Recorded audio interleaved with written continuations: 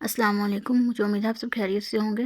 आज हम Shopify drop shipping के नेक्स्ट वीडियो का आगाज़ करते हैं। कल वाली वीडियो में हमने एड्स की बात की थी, हम फेसबुक पे एड्स कैसे लगा सकते हैं। आज यहाँ से ही फर्दर करेंगे कि इनिशियल डाटा कलेक्शन क्या होती है और उसको किस वे में हम लेके जा सकते हैं। इसकी प्रीवियस वीडियो में हमने क्रिएटर एड्स पे बात की थी, क्रिएटर एड्स को कैसे लगाते हैं, लेकिन यहाँ पे हम काम वही होगा, बट यहाँ पे हम परचेज एड लगाएंगे। मतलब जो एड्स लगाएंगे इसमें हमने परचेज का टाइटल लगा देना, जिसके कोस्ट पर परचेज हम इसमें यूज़ करेंगे। एक ऐड हमने रिटर्न 10 एड्स भी इस पर रन करवाई है ना, तो एक ऐड पे मिनिमम भी आपने $5 to $10 इसमें लाजमी स्पेंड करने हैं, फिर ही उसका कोई ऑथेंटिक आपका परचेज में वो आपको कुछ अच्छा फीडबैक प्रोवाइड करेगा। इसमें हमने हर ऐड पे टोटल राउंड अबाउट भी मिनिमम 5 to 10 जो एड्स बजट है वो स्पेंड करना है। हम यहाँ पे एक रूल अप्लाई करेंगे कि अगर हमारे एड्स पे $5 to $10 जो बजट है वो एक ऐड पे हो गया है, तो उससे आगे जो ऐड है वो ऑटोमेटिकली खुद ही ब्रेक हो जाएगी और एड सेट जो है वो पॉज हो जाएगा। तो ये रूल हम यहाँ पे भी अप्लाई करेंगे और उसके बाद आगे देखेंगे कि किस तरीके से हम ये काम जो है वो कर सकते हैं। पीछे हमने 4 एड सेट्स लगाए थे, लेकिन वो हमारे क्रिएटर एड सेट्स थे। यहाँ पे हमने परचेज एड सेट लगाने हैं, तो ये हमारे ऑटोमेटिकली 10 होंगे। टोटल 10 एड सेट्स होंगे। हर ऐड पे $10 अगर आप स्पेंड करते हैं तो आपके टोटल 100 मतलब $100 लगेंगे 10 एड्स पे एट अ टाइम। तो ये बजट आपने अपने माइंड में रखना है कि ये ऑटोमेटिकली ये तो लगना ही लगना है। नेक्स्ट है यूज़ कोस्ट पर परचेज एज मेन मैट्रिक। मतलब मेन मैट्रिक के अकॉर्डिंग जो भी आपने एक कोस्ट पे जो एक ऐड पे परचेज़ करनी है वो किसके अकॉर्डिंग होनी चाहिए। तो उसके बाद बताया हुआ है कि अगर नंबर ऑफ़ परचेजेस जो है इज इक्वल टू 0 है और ऐड जो स्पेंड है वो ग्रेटर देन है ब्रेक इवन कॉस्ट पर परचेज और पोस्ट एड सेट। इसका मतलब यह है कि अगर जो आपकी ऑडियंस है या आपकी जो भी कस्टमर्स हैं उन्होंने कोई भी परचेज़ नहीं किया, तो उसकी जो एड स्पेंड होगी वो ज़्यादा आपने की होगी, मतलब उस ऐड पे आपने ज़्यादा स्पेंड किया होगा, तो आप जस्ट उस ऐड को ब्रेक कर दोगे या उसे पॉज़ कर दोगे। बेसिकली इसका मतलब ये है कि जो आपने ब्रेक करने पे ऐड की कॉस्ट जो लगाई है, वो अगर ज़्यादा है आपकी और ऐड पे जो कॉस्ट आपने स्पेंड की है वो ज़्यादा है और ब्रेक कॉस्ट जो है वो कम है, तो और परचेज़ेस भी कोई नहीं हुई हैं, तो ऑटोमेटिकली हम उसको किल कर देंगे। वो या किल हो जाएगी या डेड हो जाएगी या उसको पॉज़ कर देंगे ऐड को।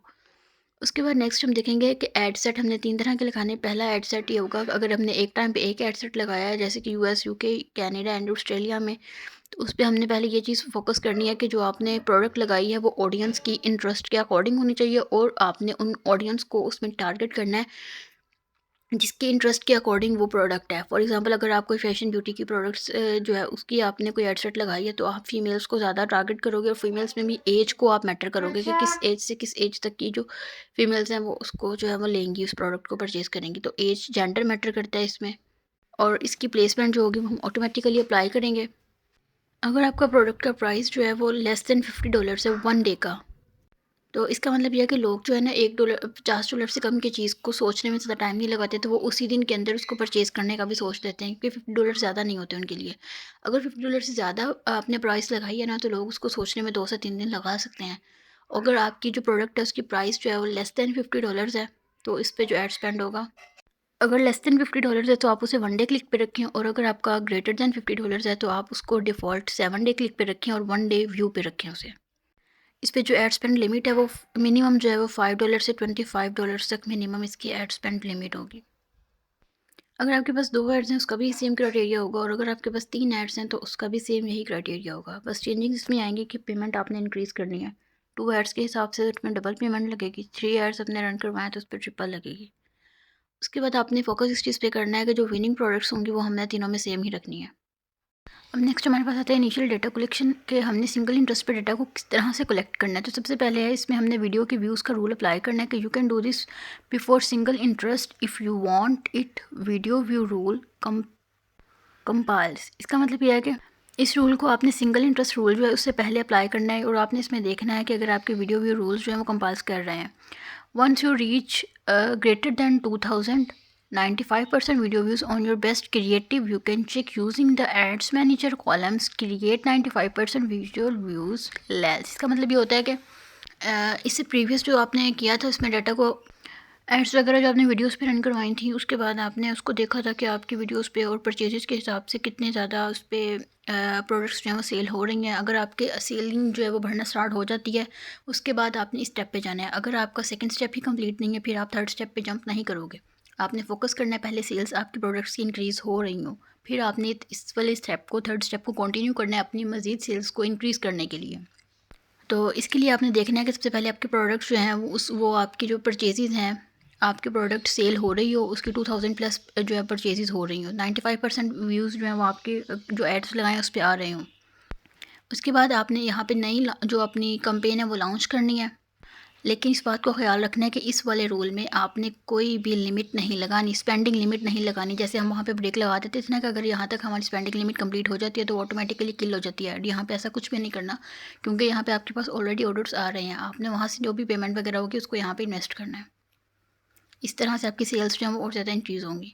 अब इनकी कैंपेन्स आपने लगानी है। कैंपेन्स हम 3 तरह से लगाएँगे। सबसे पहले 95% एड सेट आप पहला लगाएँगे, जिसमें आपके 1% जो है वो LAL आ रहा है, जिसमें यूके, यूएस, कनाडा और ऑस्ट्रेलिया को हम टारगेट करेंगे। उसके बाद अगर आपके 1 to 2% तक आ रहे हैं व्यूज़, तो हम पहले वाले परसेंटेज को उसको मिनिमम कर लेंगे, ख़त्म कर देंगे, और आगे से हम 1 to 2% पे हम इन्हीं को करेंगे, बट थोड़ी सी परसेंटेज इसकी इंक्रीज़ कर देंगे। उसके बाद तीसरी एड सेट पे हम 4 to 5% पे लेके जाएंगे। मैक्सिमम इसको 5% पे आपने लेके जाना है। और ये सारी चीज़ें मैंने आपको प्रीवियस वीडियोस में बता दी थी कि किस तरीके से ऐड व्यूज़ जो है वो काउंट होते हैं, कि आपके एड्स पे किस तरह से व्यूज़ आ रहे हैं। और प्रैक्टिकली तौर पे मैंने आपको पहले एड सेट वाली जो फेसबुक ऐड पे वीडियोस आपको बताया था किस तरह से लगाते हैं, किस तरह से एड्स जो हैं वो रन करवाते हैं। उस पे मैंने आपको सारा बता दिया था। एक दफ़ा आपने अगर ये वीडियो नहीं देखी पीछे वाली, तो वो लास्ट में देख लीजिएगा। नेक्स्ट आते हैं हमारे पास ट्रबल शूटिंग चेक पॉइंट्स कौन कौन से होते हैं। तो इसमें सबसे पहले आपने बनाया था point, if you have tested 3+ good creatives and have not identified any profitable audience, the problem is most likely you offer on the product itself. इसका मतलब यह है कि अगर आपने इतनी ज़्यादा डॉलर्स अपनी एड्स पे स्पेंड कर दिए हैं, लेकिन फिर भी आपके पास प्रॉफिटेबल ऑडियंस नहीं आ रही है, तो आप अपनी या तो प्रोडक्ट को चेंज कर लें या अपने एड सेट को चेंज कर लें। मतलब उसी एड सेट में ना रहें जिस पे आपने पहले क्रिएटिविटी वीडियोस बनाई हैं, उसी पे आपने एड्स लगाए हैं, उसी पे ऑडियंस को ग्रैब किया है, लेकिन फिर भी आपके वहाँ पे ऑडियंस नहीं आ रही है, तो आप उसको चेंज करें मेथड को। उसके बाद आपने आइडेंटिफाई करना है कि आपके ड्रॉप ऑफ्स जो हैं वो कहाँ पे आ रहे हैं, कहाँ पे आपकी ऑडियंस जो है वो छोड़ रही है, उस चीज़ को आप रिकवर करें। आप इस पे काम करें कि आप इसको मज़ीद फ़िक्स करें प्रॉब्लम को, बजाय इसके कि आप इसको ऑडियंस को टेस्ट करें। ऑडियंस टेस्ट करने से पहले आप अपनी एड सेट को मज़ीद फ़िक्स करें, otherwise you will likely lose money. इसका मतलब ये है कि आप बाद में अपनी रकम को सारी एड सेट पे लगा के उसको लूज़ कर देंगे, और आपका काफ़ी ज़्यादा लॉस इस चीज़ में हो सकता है और प्रॉफिट कोई भी नहीं होगा।